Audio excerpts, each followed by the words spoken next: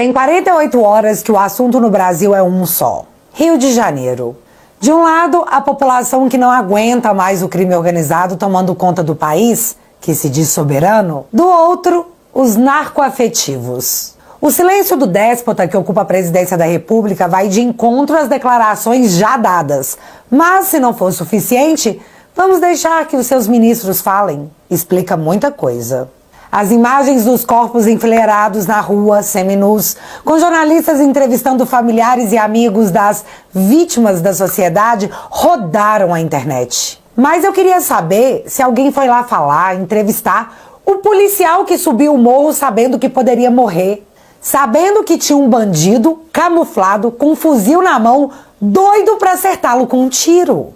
Alguém foi lá falar com um policial, herói, para saber se ele tá bem depois de participar de uma ação de guerra contra narcotraficantes faccionados? Alguém foi lá falar com a mãe dos policiais que faleceram, que tem como profissão e vida proteger a sua vida, cidadão, do bandido que pode te matar para levar o seu celular e depois gastar o dinheiro do que ele julgou valer a sua vida no bar, tomando uma cervejinha? Cadê o presidente da República comparecendo ao velório desses policiais, desses heróis? Ele sumiu! Diz a Globo que no dia 1 ele estava num voo sem internet. E depois eu acho que ele ficou mudo mesmo, porque na posse do Boulos, ele não disse uma palavra. É como se nada tivesse acontecendo. O meu presidente, que sofre uma caça às bruxas políticas, é esse aqui. E se o Bolsonaro fosse o presidente, ele estaria na mídia defendendo a honra dos heróis de farda. Estaria no velório, consolando as viúvas. O meu presidente é apoiar o combate aos faccionados. Ele nunca diria algo como isso. Os usuários são responsáveis pelos traficantes, que são, vítimas dos usuários também. Vem cá. Alguém da imprensa foi conversar com a mãe dos policiais? Com as viúvas? Com os filhos? De novo, cadê o presidente da República? E aqui eu acho que eu preciso dar a minha opinião. Sabe por que ele não aparece para falar sobre o que aconteceu no Rio de Janeiro? Porque as pesquisas mostram que as maiores preocupações dos brasileiros são as facções e o aumento do crime organizado. E pode ser que o déspota tenha uma opinião bem popular sobre tudo o que aconteceu. Ele não quer destruir a sua imagem política ao expor publicamente as suas ideias, o que eu acho uma atitude muito covarde. Portanto, ele está calado, deixando os políticos e os seus ministros serem os alvos dos ataques que viriam, até que eles consigam impor uma narrativa sobre tudo o que aconteceu. E aí, essa narrativa tem que se espalhar pela internet. Ele precisa que a população já tenha sido pelo menos um pouco mais doutrinada sobre o tema, de modo que percam a vergonha de defender abertamente os traficantes vítimas dos usuários. Aí, nesse momento, ele vai aparecer dizendo coisas que ele teve que decorar sobre os faccionados.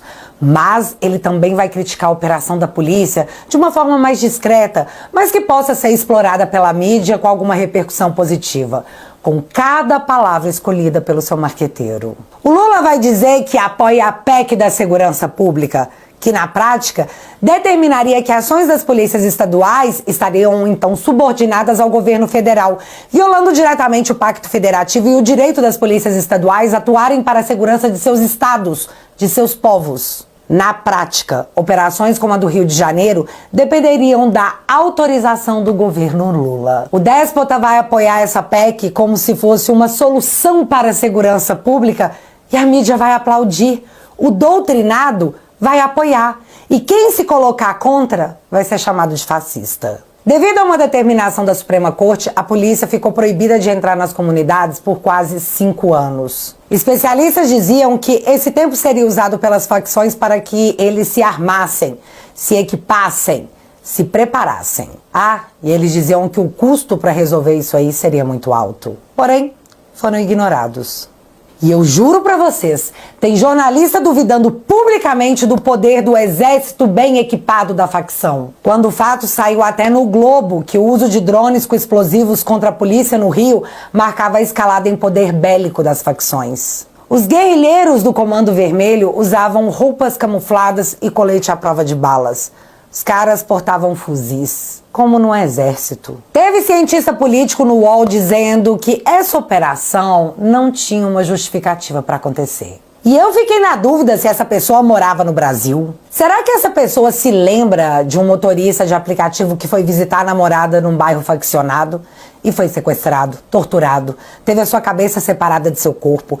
Tudo foi filmado e o vídeo foi enviado à mãe da vítima? Será que essa pessoa sabe que um jovem de 23 anos que fazia churrasquinho e vendia na porta da sua própria casa teve a sua vida tirada pela facção porque não conseguiu pagar os R$1.000 que o comando cobrava para que ele pudesse trabalhar na porta da sua própria casa?